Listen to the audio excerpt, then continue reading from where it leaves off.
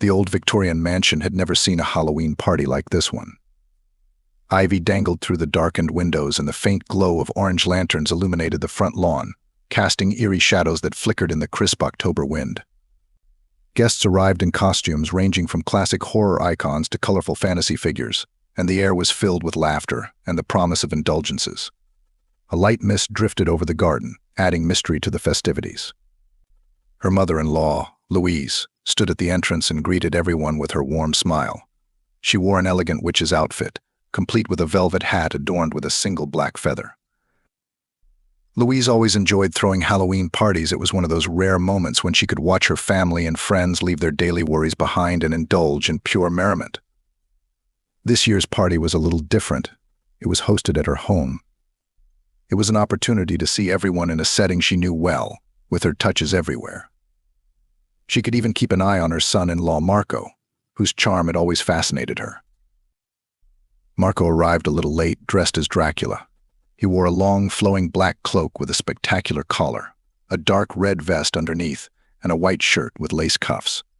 His dark hair was slicked back, and his powdered pale face flashed sharp fangs as he grinned at his guests. Louise couldn't help but notice how striking he looked in that suit, his broad shoulders complementing the cape perfectly. The party was in full swing when Marco's wife, Camille, Louise's daughter, had to leave unexpectedly.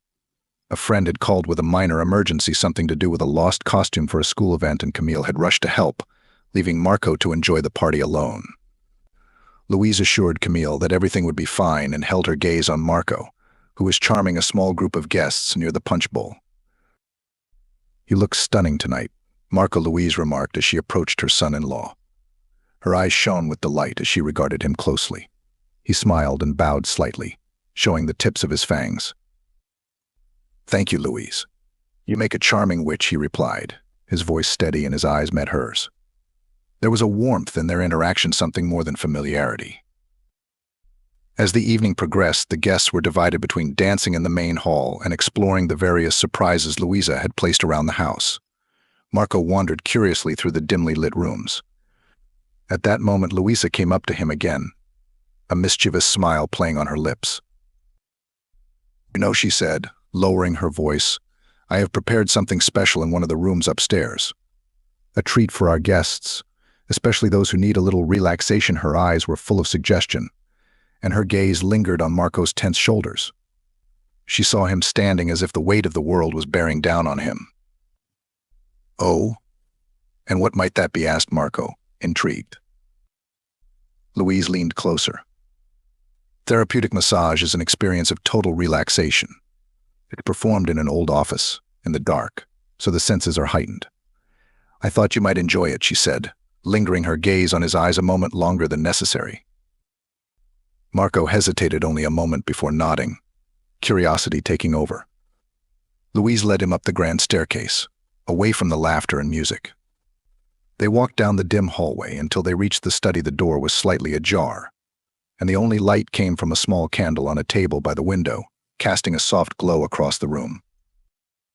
Inside, the closet was transformed into a private massage area, dark except for the warm flicker of a few candles dancing on the old wallpaper.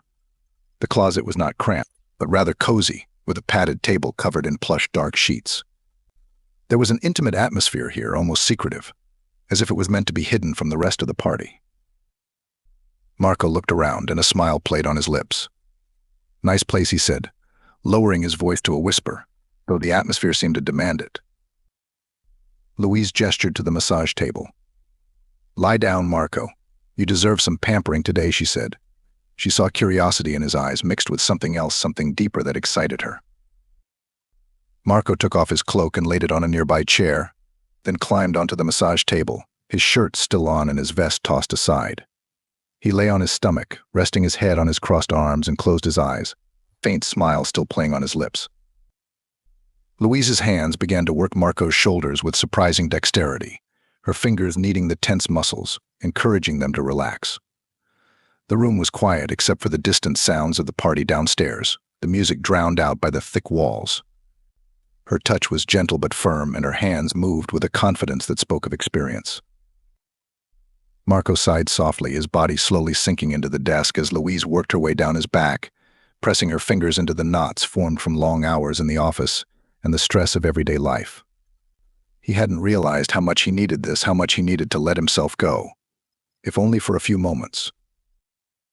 Louise's hands moved in a rhythm that seemed almost hypnotic, her fingers sliding down his back, her touch both soothing and intimate. She leaned closer, her breath warming his neck, and she whispered, "How does it feel, Marco?" "Amazing," he sighed, his voice barely audible. His eyes remained closed and his body relaxed completely under her care. There was something about the darkness and mystery of the room that made every sensation sharpen every touch, every whisper. Louise continued, her hands moving lower, releasing the tension from his lower back, her fingers tracing the lines of his muscles. Some part of her soul was enjoying the closeness, the way he was responding to her touch. She felt the connection between them deepen with every moment, with every breath that escaped his lips. After a while she stopped, gently placing her hands on his back. Marco opened his eyes, turned his head slightly to look at her, and his gaze met hers in the dim light. There was something unspoken between them, a tension neither of them recognized but both felt deeply. Louise smiled, her gaze softening.